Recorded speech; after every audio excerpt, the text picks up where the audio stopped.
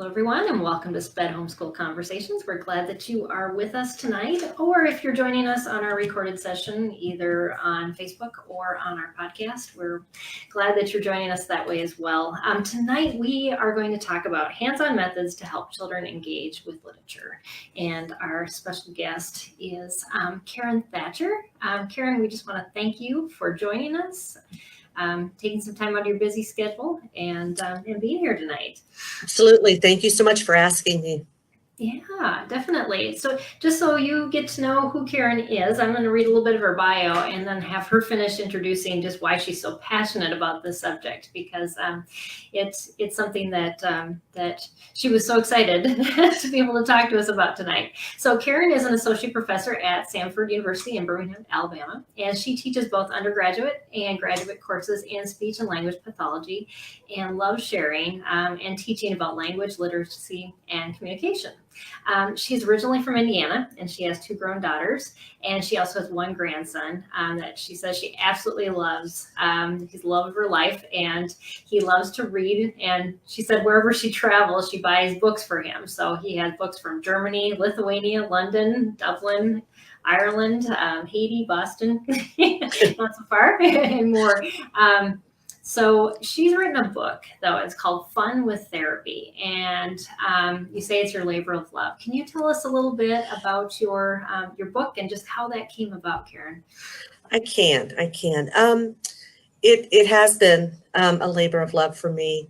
Mm-hmm. I, of course, teaching, and I'm a speech language pathologist by trade, by background, and so as I have taught about language development and language disorders, literacy is a huge piece of that. And we'll talk a little bit later about the role that oral language, has in literacy development, how important those 2 things are to each other. But because I do teach the language development, I'm always talking about that to my students and the importance of literacy and how important that is from an academic and a social standpoint. Yeah, and definitely. Several years ago, I had the opportunity. I did a lot of early intervention when I was up in Indiana, a lot of birth to 3. And as part of my intervention, I was always taking in books and using books as part of my therapy for language, right, for language development. And it was interesting talking with parents. They, I didn't realize, I thought it was too early to do books. I didn't think they'd want to sit and look at books. I didn't think, so I was getting the impression that parents didn't know a lot about literacy in that early time. And so I, again, had the opportunity to start working on that and working with parents. Right. And the early intervention system up in Indiana asked me to go and start doing presentations across the state on using literacy in therapy, because I was doing so much of it. And it was amazing when I started doing them. I would have physical therapists, occupational therapists, of course, speech pathologists, developmental therapists were coming. And typically it would be like a half-day presentation. And so I'd do all the research, and this is why it's important. And then the second half of it would be, let's just brainstorm. Let's see what this would look like, and it was very interdisciplinary, which was fun. And it was really interesting to me how many times, they would come up and they'd say, I never thought that occupational therapy would be literacy related. The only thing I could think of was turning a page. And, physical therapy, well, how would I fit into this? And, once we started the brainstorming, the ideas just exploded. Sure. They just exploded. It was so much fun. And so the book, and they'd say, are all these written down in some place? How do we get all these ideas? And I'm like, no, you've got them now, go with it. But what I ended up doing was keeping all of their ideas, keeping the papers that we did across the state and organizing those, and they eventually became my book. Wow. And it was a lot of fun to do it. It was a lot of fun to just get that feedback from them and their enthusiasm. Oh, I'm sure. It was great. It really was fun, and I thoroughly enjoyed writing the book and um, hopefully, using it. Right. Well, we're going to kind of go through one of the examples Sure. in there and later on. And I just want to let parents know that as you're watching, if you have questions for Karen, if you have comments about our discussion, definitely put them in the feed. We'd like to be able to make this as interactive as possible. But we're going to start talking about the whys first and then the hows later. And so we'll kind of dive into that. And I'm sure we all kind of understand the why we need to do this, but what is literacy first? And what does it mean to be literate? Because I think when we think of that word, we think of the ability to read. We don't think of the larger picture of what literacy really is. And so I'd like you to kind of start with that as a basis for our discussion tonight. Sure, absolutely. Well, and you're right. There is that very conventional definition of literacy, the ability to read and write. And I that's correct. I mean, that is what most of us think of when we think of literacy. But we all have different levels of literacy. I mean, even if you do read and write, some of us are avid readers and reread, and we enjoy it. Others, it's a struggle. Exactly. Right? I mean, it's just even your personality types and what you enjoy doing. Some people just are not readers. And so our children are that way as well. And there are some kids that they may never become completely in that conventional term literate. I'm a real advocate for a lot of the technology that can be out there to help kids learn to read and to read for them so that they have access to the knowledge without having to decode and comprehend and all of those things. That's a whole different presentation. But, everybody has their own personal literacy. And I think that's the same for many of our children that struggle to learn how to read for whatever reason that might be. Literacy can be as basic as understanding the concepts of print, what we use print for. Pictures can be using literacy. If you think about going out and if you need to go to the restroom, right? Literacy means which of those symbols indicate where you should go, right? And so we do that to make sure that everybody can understand. If we can't read, the symbols are there. And many of our children that use AAC devices, right, they're still going to use pictures. Pictures are part of their literacy experience. So it's all personal literacy, and there's just, it can be whatever really you want it to be. That's great. I've never heard that concept, personal literacy, but I do love that concept because we try to fit it all into one box as this is what being literate is, but it's that broader scope of understanding. Absolutely. Helping our children to understand the world they're functioning in and being able to read it, basically, is what you're saying. Absolutely. Absolutely. And then just even the concept of what is literacy from a book standpoint. Many parents feel as though, I have to have them sitting on my lap and I have to be reading to them. That doesn't have to happen. And that's kind of the how we're going to talk about in a little bit, but it doesn't have to be that way. Yeah, definitely.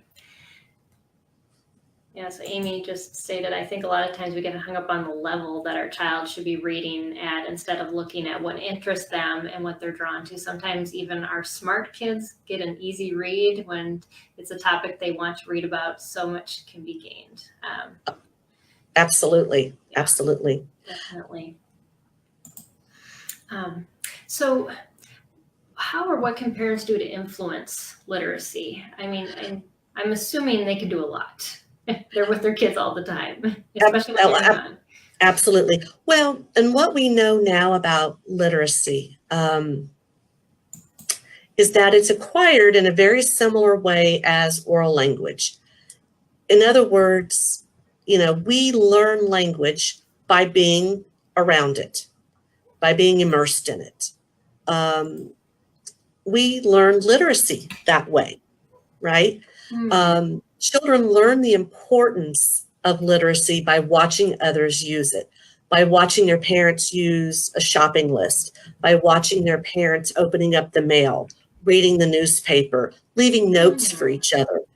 If they don't see that, they don't learn to value literacy. It's not important. That's a very good perspective. And if you think about what children want, right, they want to do what an adult does. Exactly. So if they see mom and dad reading, they're going to pick up a book and they're going to pretend to read. Oh, yes. One of the coolest stories I ever had happen was a mother that I was working with, a little guy, early intervention again, and I have her total permission to share the story. We were trying to do some literacy. He was probably 2.5 at the time, wanted nothing to do with a book, nothing to do with a book. And I kept trying every week. I'd bring something in. And she's like, oh, we gave up on that. He doesn't want anything to do with books. And I said, well, we'll keep trying. Don't worry about it. So probably a few weeks later, I was talking to mom again. And she mentioned something. She said, oh, I have a book I want you to read. I found it. And it's a really good book I thought you'd enjoy. And I kind of looked at her and I said, you're an avid reader, aren't you? And she said, I love to read. And she worked during the day. And I said, when do you read? And she said, oh, after the kids go to bed. I said, do me a favor. I said, and I know maybe not the book that you're reading, but I said, try to do a little bit more of that when you get home, when the kids are still up. I said, I think if your young man sees you, right, we might, and I'm not exaggerating, within 2 to 3 weeks, he was pretending to read. He didn't see it, right? He didn't see it in the home. So it didn't hold any importance to him. He didn't have an interest in it. Right. So modeling that we do, and we forget that they're so observant of what we're doing. Absolutely. Absolutely. Well, and the research shows us that even as young as 2 and 3 years old, children recognize the difference between print and pictures. And I think that's amazing. If you have them, draw me a picture of mommy and daddy, it's going to be this little cohesive little ball. Tell me a story about mommy and daddy, and they're going to have lines and they're going to have little symbols. And they've figured out that writing is linear. They have figured out that there's individual symbols. And so those are all those pre-literacy skills that we want them to have way before they get to kindergarten. Right, definitely, because otherwise it's so confusing if they've never seen any of that before. But the groundwork has been built, and also, like you're saying, the importance of it has been established. Absolutely. And we do that in our homes. And for homeschoolers, I mean, our kids are with us all day. We have the ability to show that and model that even more. And what a gift that is. Amy had another comment about her 7-year-old wanted a pencil in the shopping list so he could add his own items to it. He understands the power of the shopping list. Yes. And then the 2-year-old picks him up books and reads to her.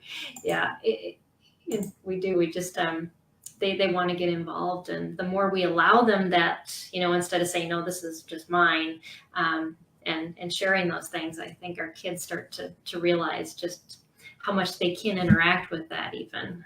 Absolutely. Yeah. So special needs, learning difficulties, how do those affect literacy? And do they affect them as much as we believe they do? Or are we almost putting the brakes on and limiting our children because we say, because they deal with this, they're going to have an issue with all of the other parts of literacy? I think in terms of how you're explaining literacy, we're looking at it too narrow. And oftentimes I have parents come to me and say, well, they've got some reading disability, so we're just going to kind of pull the brakes back and, and stop doing all this stuff until we get this groundwork established, and so they can read these words. I'm assuming that's not the approach you would take. Well, and I think it's very complicated. I mean, I think If we're talking about younger children, obviously the birth to 3, the preschool kids, that's very different than if we're talking about a child that's in 7th and 8th grade and trying to pull content out of a science book and a math book. No, I'm not going to have you trying to decode and comprehend and read, because the task is science. The task is social studies. That's what we're trying to achieve from them. And that's where accommodations would come into play. Absolutely. Accommodations, some of the wonderful technology that's out there.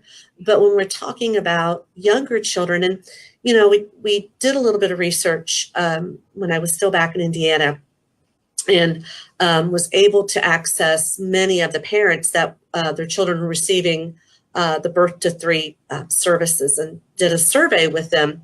And it was very interesting to me.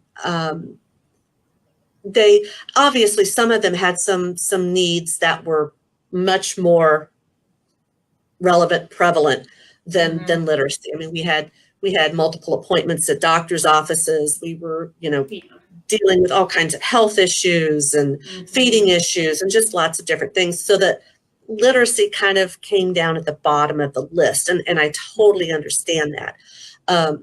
But what I also know is that literacy can easily be incorporated into everyday activities.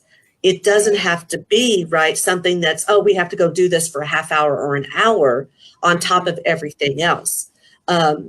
And so that's great news, because we have so many parents that are running from one therapy to the other and doctor's appointments. And I just talked to a parent today, and she's like, we've done therapy all morning. We're taking a break for lunch. And so, yeah. And I've been that therapy. I mean, I've been that person that I feel like I'm going in on them, and I'm like, okay, one more thing for you to do. And so that was, another point of doing the book and working with therapies. We can incorporate this and make this very simple to do within, the routine of the day. But again, going back to, yes, I think sometimes we may limit children. I'd like to think it's not as prevalent as it has been in the past. You get that diagnosis, and it just, and I know, I mean, I have a daughter with a learning disability. I have a background in that. I mean, my, speech language pathology, special education, and I had the fear. I had the fear of every parent. What's this going to mean? Is she going to go to college? Will she be successful? So I get that diagnosis sometimes stops us. But after you get through that, and you have to look at your child again. What are your interests? How do you see them? What do they love to do? And again, I think you'd be surprised with incorporating the literacy throughout the day and making it play, making it fun. Our kids will pick that up just like they pick up language. Very, very similar fashion. And there are some kids that have very specific disabilities that make reading difficult. But again, there's a lot of research out there. Children that are born deaf, we still read to them. We read out loud. We sign. We give them the facial expressions to go with that. The literacy piece still continues. Right. Same way with vision impairments. We have to do it differently.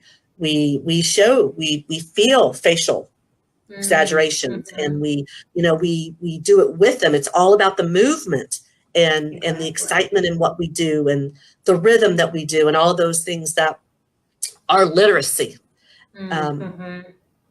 That's so true. And it goes back to what you were talking about earlier, in that the personal definition of literacy versus this global idea of what literacy should be for everyone equally, and depending on how they can engage with the world and all the messages, I guess, is a broader context of that.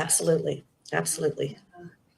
So as we're talking about techniques and methods, and I guess we'll probably go into that more with examples, but and you've kind of talked a little bit about it too, but are there anything else that as parents we can be thinking of what we're doing to help our children engage with more literary behavior, just in everyday context? Oh, absolutely. And Well, the example we had of the shopping list and making a shopping list and crossing it off, as we go through and, we just found this and look, this matches the word on the can. We wanted green beans. Look, it's green beans. Just the simple connection of the symbols and that they go together and they make a word. Really good example. Something as simple as, the letters that we put on the bathtub, and they stick on the walls and pretending to make words and talking about, oh, look at this letter. This is the same letter that's at the beginning of your name or the same sound. This is a K. Your name starts with K, and trying to make the connections from a sound standpoint. Rhyme is so important. One of the things we do, and again, because I love language, and I teach my students, and they always laugh at me, and I tell them, okay, one of these days you're going to be a parent and you will get this. But the concept of motherese, of parent-directed speech, of what we do when children are young to engage them, to get them to specifically listen to our speech. They don't come born knowing that speech is important, right? They don't. Yes. Right. And so true. we as caregivers, we do what we call motherese or parentese. And it's that slow, excited, short phrases, here and now. Good morning. Good morning. How are you? How's my girl this morning? Right. And so that makes the connections. That's the brain getting stimulation, and it makes the connections, and the baby goes, oh, wait a minute, that's important. I like that. I'm gonna listen to that. Right. And so even the rhyme and the rhythm is the beginning of literacy, because if you think about books and you think about nursery rhymes and all of those, that's all the beginning of literacy. They have to know and pay attention to that. That's how those connections are made. And so those are what we call phonological awareness skills. Just being able to hear sounds, perceive sounds, pull them apart, put them together. And that's all done in that very, very early stages and through books and through all of the rhyming, the games that we do with little ones. And so that really is the beginning of literacy and how we do.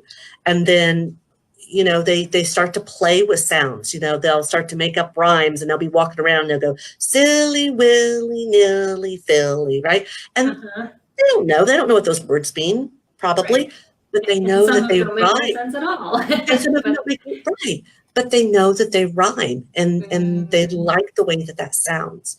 And so those really are those very beginning skills, listening skills that they need, because then it becomes important for decoding and for spelling, because they have to be able to pull those sounds apart. They have to be able to blend them. And that's right. So it's so easy and it's so complicated all at once. Right. Yeah. I think it's more complicated because we do it without realizing why we do it. Absolutely. And then people like you explain it to us and we go, oh, and then that's so, yeah, that's why I need to do it more. And instead of saying that's not ridiculous. Well, and the piece of it is that sometimes when our children don't respond to us in the way that we think they should, right? Then we kind of stop. Because we're like, oh, well, they don't want this, and actually, you probably should be doing it more, right? And you need to continue to do it. Don't stop. Continue to do it and continue to model it, and they most likely kids will pick up on it. They'll enjoy it, and they'll want to be part of that. They want to be able to do it as well. Yeah, definitely. Yeah, because it's what you're doing in the house, and I remember my mom singing all the time, and it's just, that was what home was about, was everybody sings when you're at home, and just, that's the culture that you establish, and Absolutely. we determine that culture as parents. Absolutely. Some comments here. Amy had said, turning the captions on the TV, that's a great idea.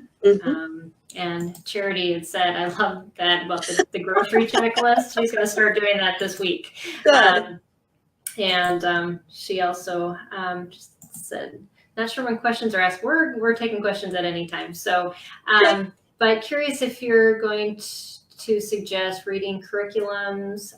We're not going to go into reading curriculums. We're going to go into Karen has a sheet that you can actually establish your own ideas off of that, using different types of therapy based on literature, but also she has a book, and we'll put that link up to her book too, and she breaks apart literature and then puts in all the different therapy things and how you can do it hands-on, which is it's great for us that aren't creative and need a little help. I told you I stole these, I didn't come up with all of them. You're thinking here. So yeah. Another really good example, the shopping list, again, a very easy one, recipes. I mean, we use recipes all the time, at least I do. Yeah. I don't know anything by memory much, but from a cooking standpoint, but recipes are a wonderful way. You can make them as simple as you want. You can make them with pictures, right? You could put the label of whatever you need. So a picture of brown sugar, a picture of the butter, and you could just make your own if they're not reading at this point, if they're using just symbols, and you could use that, have them cross it off, literacy, right? It really is that easy. It really is.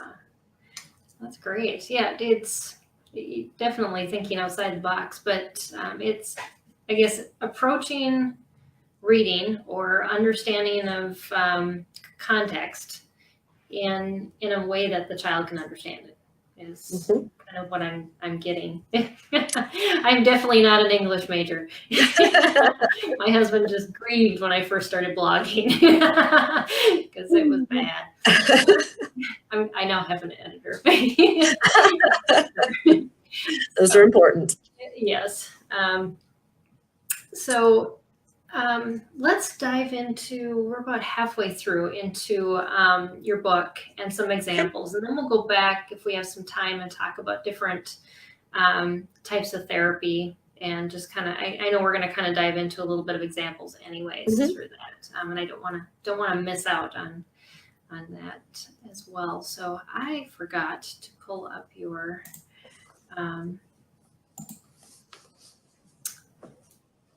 let's see.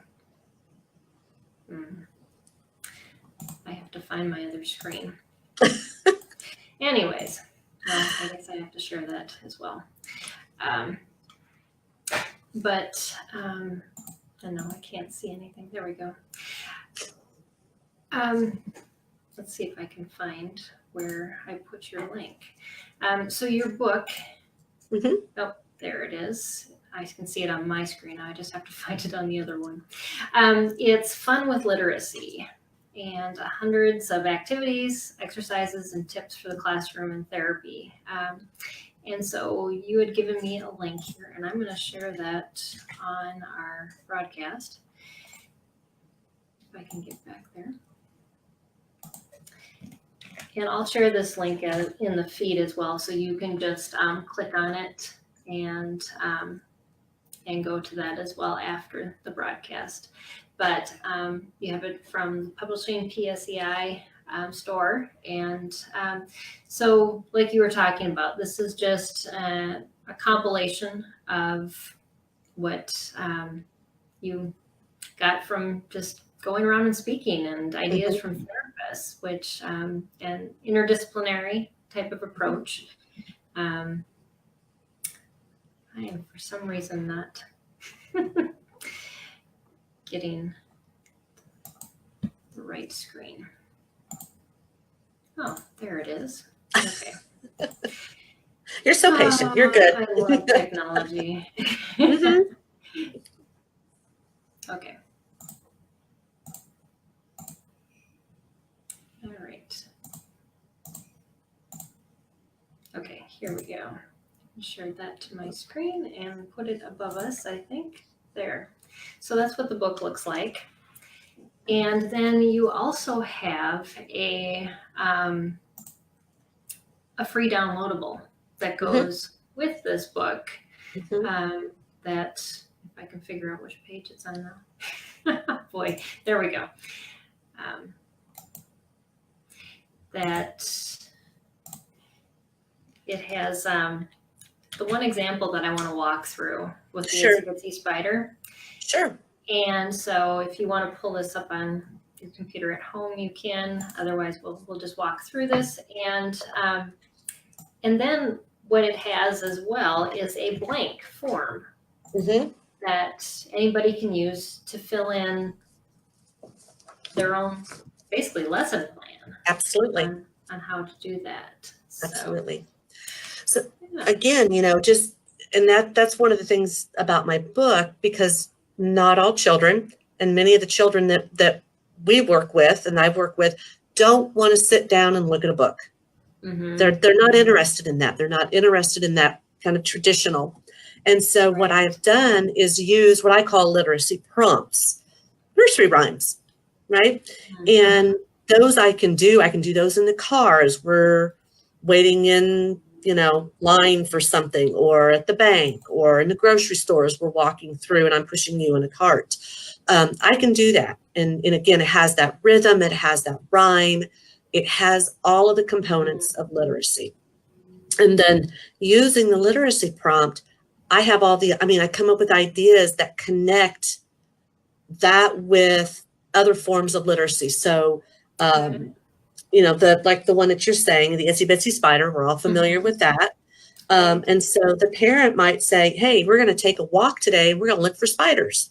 And so that's helping with content. That's helping with meaning, right?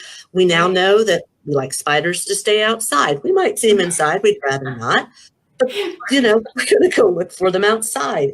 Maybe you get those little plastic bugs from the dollar store and you put them outside in places and go to find them. See, there are 5 spiders out on the back porch. Can you find them? And so again, helping with content and just making that connection for them, right? And making it fun. If you think about that, even just in that activity, we've done language, oral language. We've done gross motor. We've done fine motor, because we're going to pick them up. We can do some social and emotional. We can talk about, talk about numbers. You could talk about concepts. You could talk about one's up high, one's low, one's on the rock, one's under the rock. All of that is just complete and total language and all of the other skills that we know that children learn best with.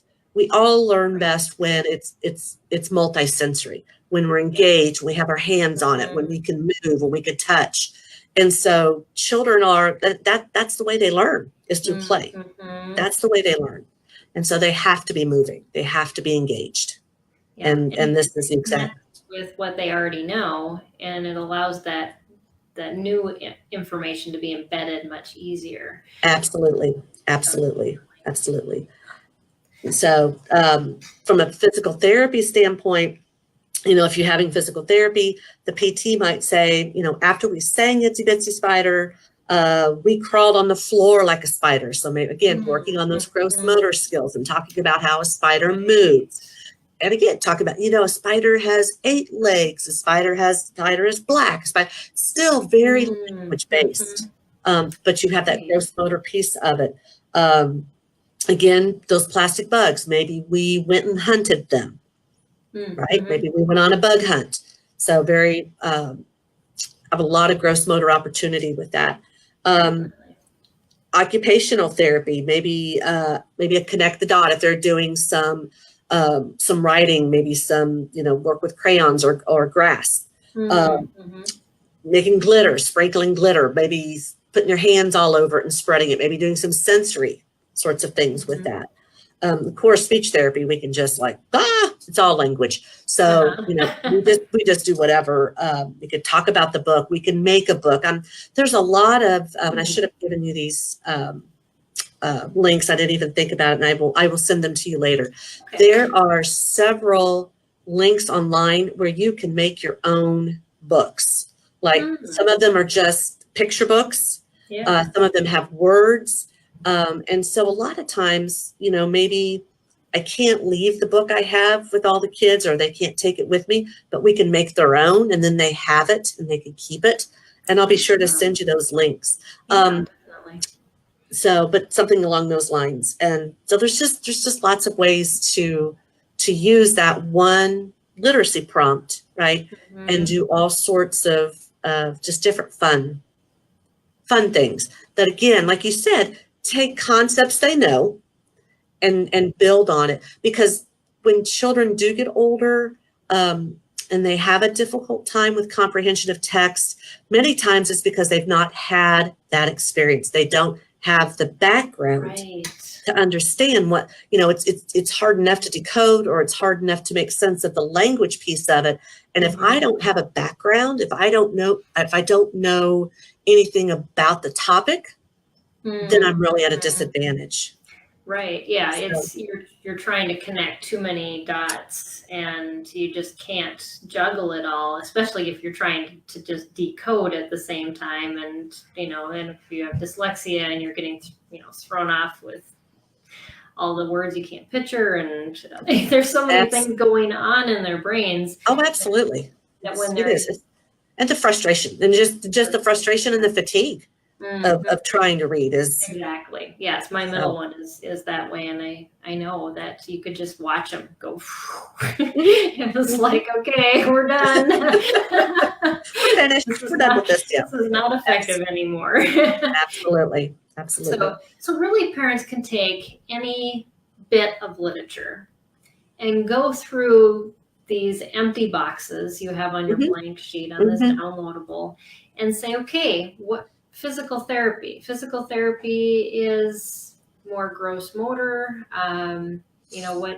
So how can I approach this text, or what this text is trying to teach from all these different perspectives is kind of what your brainstorming was about, wasn't it? Absolutely. And I would think that any therapist, if, a parent comes to them and says, I really want to try and incorporate some literacy experiences in what we're doing. Can we brainstorm some ways that, you could take what we're working on this week and do it in physical therapy? If there's any physical therapists out there, I don't want to offend anybody, but a lot of times when I would go to these houses and I'd work with families, and they go, it's so funny because when you come to the door, they're just like running to see you. When the physical therapist comes, they're running away, because unfortunately, a lot of times what they're doing, they're stretching muscles. They're making them move, and it's not comfortable. It's not, it hurts. Right. And so if you can incorporate this literacy piece, if you can make it fun, sometimes you can kind of distract them from the fact that— I was just going to say, distracting is a good word for that. Absolutely. And again, if it's something that they're familiar with, right? We've already done it. We've been talking about bugs, and they love bugs, and they're really into bugs. I bet they crawl all over the floor to find bugs.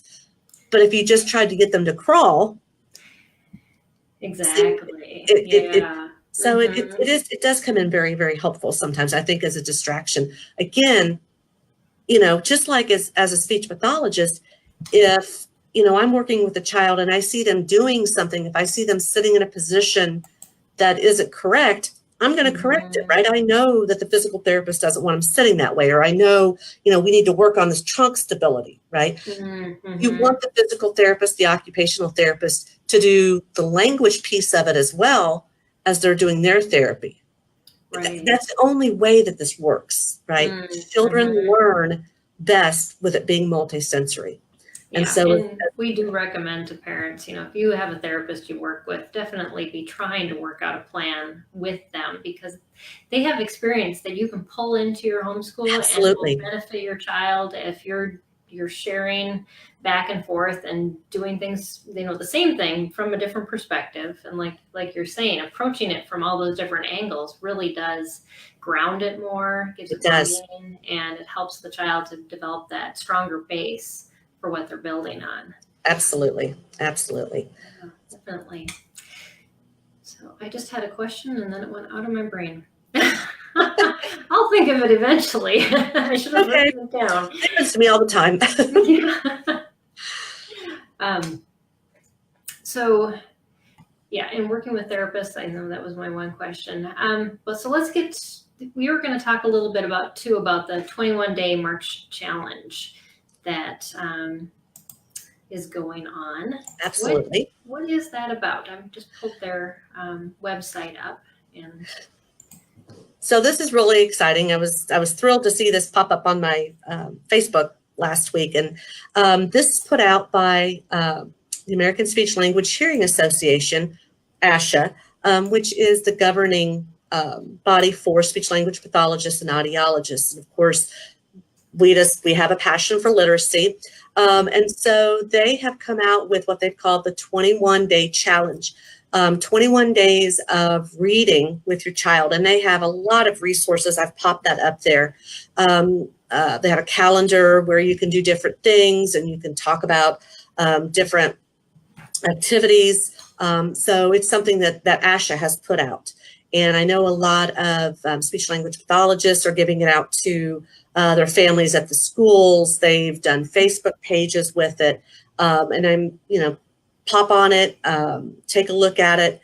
You should be able to access some of the resources that they have there. And it's nice. It's got some good suggestions for incorporating literacy. And there's maybe not 21 days left in March, but maybe there is. I can't. Well, and the nice thing about it is 21 days of any month. Yes, exactly. Yeah, so. And there is some good suggestions for each day, and yeah, that's great. That's a good resource. And again, I'll share that link in the feed when we're done. So I did think of my question. Oh, okay. So if a parent is looking at, I want to do this. Where can I get some ideas for literature to use for this type of thing? I mean, the Itsy Bitsy Spider is definitely one that is simple, but just to generate, snippets of literature that we can start with. And I'm assuming as a child gets older, it's easier to build in larger blocks of literature, but you do definitely, when they're younger, want to start small. But yeah, could they go to find things like that? Well, and I mean, like I said, always some of those the rhymes and the songs that you grew up with. I mean, we all remember our parents having, certain songs that they sang to us, even if it's, You Are My Sunshine. That was, the one that I sang to my daughters. I mean, you could take that and what could you do with that? You could take a walk and go see the sunshine, and you could talk about the color of the sun, and you could, all of that, and even have it written out. You could have all of the pictures someplace where you could see them, find them. So starting with just some of those very basics that you do every day. I'm a huge fan of the dollar store. I love the dollar store. Those dollar books. One of the things I hear a lot of parents will say, I don't want to give them that book. They might chew on it. They might tear it up. Dollar store, it's $1. Yeah. How else do they learn how to handle a book than to have it in their hands, right? Right. And so that's why a lot of parents avoid the library, because, oh no, I'm going to have this huge fee if my child ruins that book, or we protect it. When really we want them to engage with the piece of literature as well and become comfortable with that.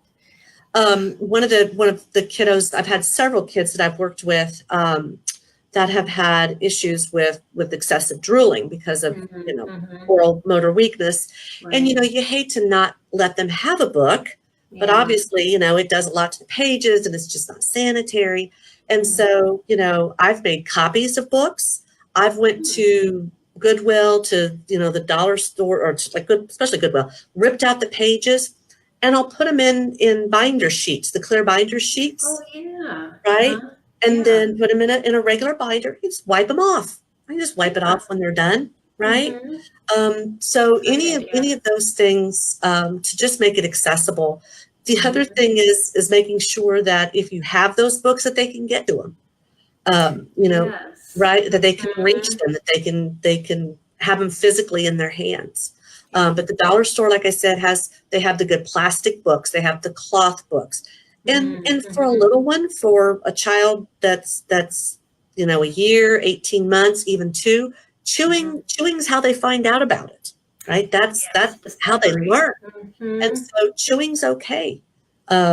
And then, as you read to them and you show them how, we handle the pages and that we turn the pages, then they learn how to, interact with books and treat them the way that we expect them to be treated.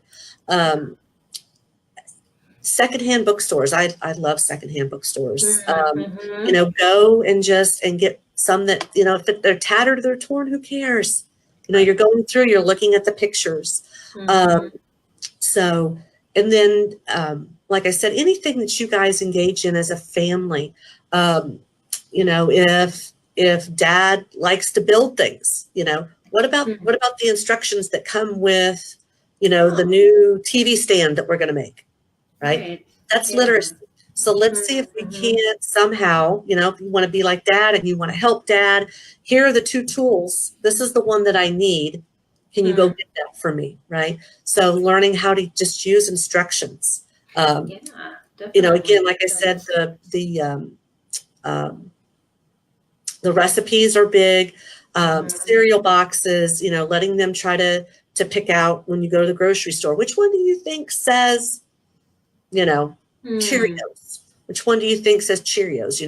It's a yellow box. It has a picture of Cheerios on the front, just giving them some ideas of what to look for from a literacy standpoint to help, again, with that personal sense of literacy. And that's so funny because we look for the color, not the name, and we don't think of that being literacy, but really that is because we've learned to associate a certain type of something with a name. Right. And so the broader scope of literacy is being able to navigate through those things. Absolutely. Well, and that's what language and literacy are about. It's representation, right? Words and pictures represent something. And that's what it is. Just even with colors, if you think about what does red mean? Well, it means hazard, it means stop. What does yellow mean? It means caution. What does orange mean? You know the meaning of those, and we use those, right, to be able to function and to be able to drive down the highway and to know when to touch something, when not to touch something. That's literacy, right? Because you're interacting with the symbols in your environment. Yeah. So oftentimes we'll get a question from a parent saying, "Okay, I have a child who is severely disabled, and yet I'm required to teach them reading." So as you're speaking about this, my thought is there are some if we're thinking of literacy in the bigger picture, teaching our child to read and understand symbols and things within those contexts is teaching reading. And like I said, and again, this is kind of my personal and maybe a little bit professional. I don't know that all children are going to learn to read. It's a struggle. It's not easy for some children. And again, I get to the point where I want to say, okay, is it about the decoding or is it about the content? Right? And so, again, from an academic standpoint, if what you want this child to be able to do is to go to a restaurant and order, that's his level of literacy. That's what we need to work towards. Because you get to a certain point and, when we get to the high school level, parents are often coming, we need a transition plan. So how much longer do we teach decoding when we want our child to be functional? Absolutely. And so there, you have to draw a line at some point and say, yes, maybe they still have not plateaued with their ability to read, but where we're headed, what's most important to focus on right now? And there's no reason not to continue if we're still making gains. Absolutely, Yes, do it. Keep working on it, but don't again make that the whole focus and forget the other piece, the functional piece, as you call it.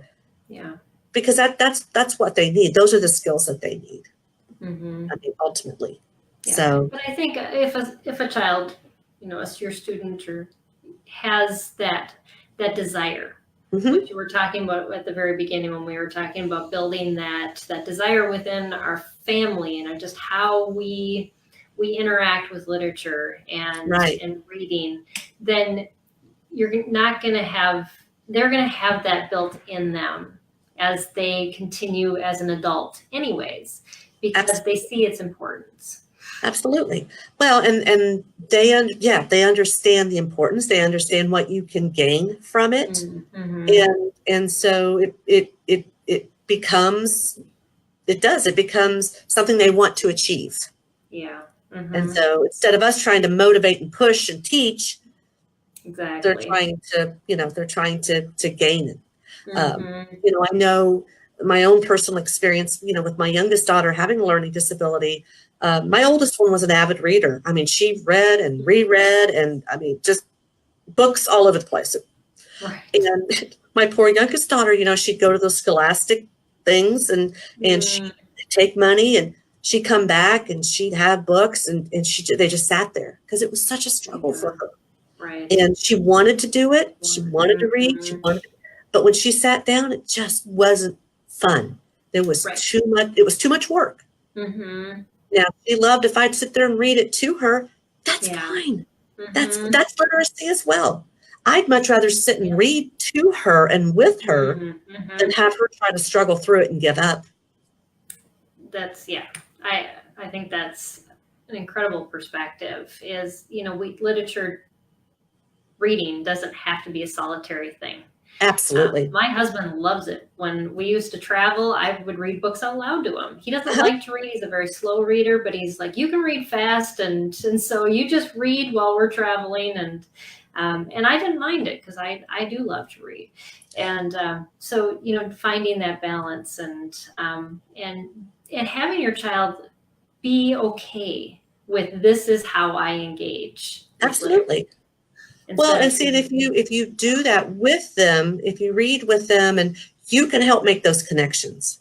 You can help connect that. Do you remember when we took that trip and we went down to see Grandma and we had that flat tire? This is a lot like that. I mean, I don't know what I'm saying, but you can make those connections because then again, it goes back to I have something to connect it to.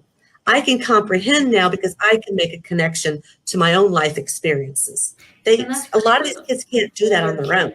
Right, with older kids, and you get into this more complex literature. And I know I did a lot of read out louds with my kids over the years, and I would stop if I saw those quizzical looks on their faces and say, "So you remember when?" And absolutely. This is what they're trying to say.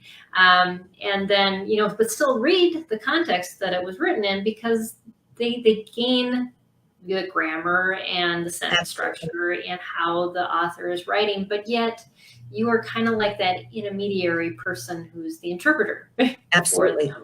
Absolutely. And that's important too. I know even, and sometimes when trying to remember which one of my girls it was, but they were in middle school and the middle school teachers were reading in class, like once a week they would read. And it was real interesting to talk with the teachers because they're like, the kids love it. They love when I read. And I can remember him saying, part of it is I think they just like not having to do it on their own. But I think they enjoy my enthusiasm. They enjoy my making connections for them. And even as middle schoolers, I think kids enjoy being read to. Yeah. Well, the popularity of audiobooks now is amazing. And I love being read to, it's kind of nice to not have my eyes always I can be doing something else that's menial and just be listening to a story. And Absolutely. And traveling is always a wonderful thing too. Actually, next month I'm interviewing an audiobook voice. Oh, how neat. He's gonna be talking about how to use audiobooks in your homeschool. So that's neat. Yeah. That'll be a broadcast to look into if you're interested more in audiobooks. But Marie Prince had a comment for us. Making a personal connection with the storybook makes a world of difference for children. And, that's just what you were saying. Absolutely. It is so important because otherwise they're just left with questions. And then literature itself becomes almost this, there's a chasm that they can't cross. Yes. And I think a lot of what we've been talking tonight is building those bridges with that literature, with things that our kids already can associate with, and being that person to help them cross that. Right. Well, and what we know about what good readers do, and if you are a reader, you'll go, oh yeah, I do that. I didn't know that was a strategy. But you pick up content by looking at the words around it, and you pick up meaning by looking at the pictures, and you reread when you don't understand. And these are skills that many times our kids don't have. And so we might even have to teach them. And that's why starting with books with children when they're little is so important, right? Because you're picking out and you're going, oh, look at this duck. Look at this duck. What do you think's going to happen? He's right by the water. Oh, I bet he might fall in, right? You're teaching them how to look at pictures, make connection with the print. What are they going to do when they get in geography and they're trying to decide where this is? Well, they're going to look over at the map and go, oh, see, that's where that is. And so those skills, like I said, don't start when you get into kindergarten or first grade. Right. Those are the skills that they're learning when we sit down and we share those pictures and the literacy experiences that we do with them. Yeah. So very early.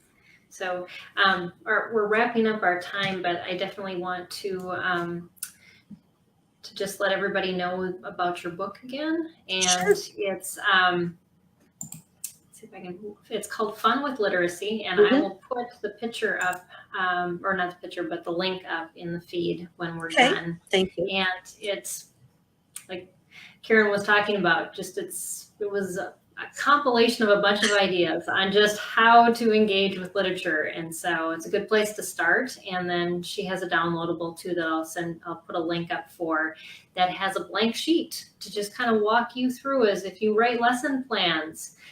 Maybe take whatever you're doing for history or that and just fill in the rest of those squares to say, how can we interact with this as an occupational therapist would, as a physical therapist would. It helps us to think outside the box on how to do these things instead of just let's follow this plan that has our child sitting all the time. And sitting is not how we engage. No, absolutely not. No, none of us just like to sit and listen for extended periods of time. So I don't even. I get up and exercise in the middle of the afternoon. My brain is going, I am fried. Let me out. So, well, thank you so much, Karen. This has been so welcome. Thank you for having me. I enjoyed it. I always love to talk about literacy. And we can tell it's a passion of yours because this hour went by fast, as I told you it would. It does. Wow. So I just want to thank all of you for joining us in this broadcast. Your comments, I didn't get to all of them, but definitely thank you for joining us and for just the questions you had. And so this whole month we're focusing on movement and education, which is so important. And that's our guest last week. And next week we're going to talk about yoga and just, let me see where it is. Yoga to foster social, emotional, and intellectual growth. And especially for children who have a lack of body awareness, how that can be so key to help them with learning. So that's our focus next week on SPED Homeschool Conversations. And we thank the Learning Disabilities Foundation of America for partially funding this broadcast, and for viewers like you who donate on our website. We are a 501c3 nonprofit, and we rely on your giving to keep going. So thank you so much, everybody. Let's keep the conversation going in the support group on Facebook. We have one, and it has, I think we're over 1,600 members already. So pop in there with your questions. Lots of experienced parents to share what they're doing. And then I'll see you again next week. Bye, everybody. Thanks again, Karen.